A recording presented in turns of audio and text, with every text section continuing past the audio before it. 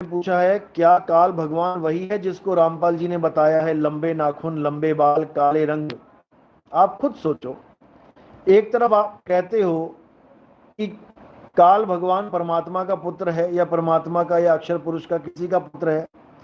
जब परमात्मा के काले बाल, लंबे नाखून, लंबे काले रंग का नहीं है, तो उनका बच्चा कैसे हो सकता है? आप ये बताओ। दो अंग्रेज हैं, गोरे गोरे, माँ और बाप, 99% के 100% उनका बच्चा गोरा ही होगा। काला पैदा करके दिखवा दो, क्योंकि उनके डीएनए ही ऐसे हैं, जैसे माँ बाप होंगे वैसा बच्चा पैदा होगा। अब तुमने इन कहानी में परमात्मा बना दिया कबीर साहब, अब उनके 2 हाथ 2 पैर हैं। अब उनकी पुत्री बना दी तुमने अष्टांगी, जिसके 8 हाथ हैं। अब कबीर साहब के 8 हाथ नहीं है, तो उनकी बच्ची के, उनकी लड़की के 8 हाथ कैसे हो गए? और काल भगवान के 1000 सिर और 1000 जोड़ी हाथ बना दिए। जब पिता के 2 हाथ हैं, कबीर साहब के 2 हाथ हैं, तो कबीर साहब से सृष्टि में जितने भी पुत्र पैदा होते हैं उनके भी 2 हाथ होने चाहिए। चलो मान लिया 1000 हाथ काल भगवान के हैं, जो रामपाल जी अपनी कहानी में सुना रहे हैं। 1000 हाथ माना, 1000 जोड़े हाथ के काल भगवान के हैं, 8 हाथ शेरा वाली जी के हैं, माता के हैं। तो उनके जो पुत्र पैदा हुए उनके 4 सिर कैसे हो गए?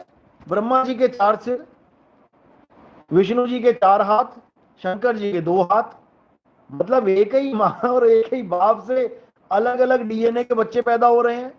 ऐसे कैसे हो रहे हैं? क्योंकि ये लोग कभी समझ ही नहीं पाए कि 8 हाथों का मतलब क्या होता है, अष्टांगी क्या होता है। भाई 5 तत्व 3 गुण, ये 8 अंग हैं माया के। पूरे संसार में 5 तत्व और 3 गुणों के द्वारा ही अष्टांगी कार्यरत है।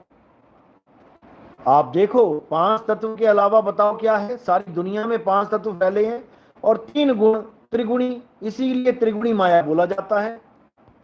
यही अष्टांग हैं, 8 अंग हैं, लेकिन इनको समझ में नहीं आता।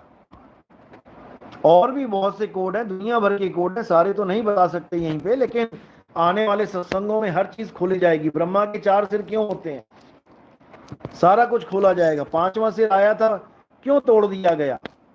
5वां सिर जब प्रकट हुआ था तो क्यों उसका नाश किया गया? इसके पीछे क्या संकेत है?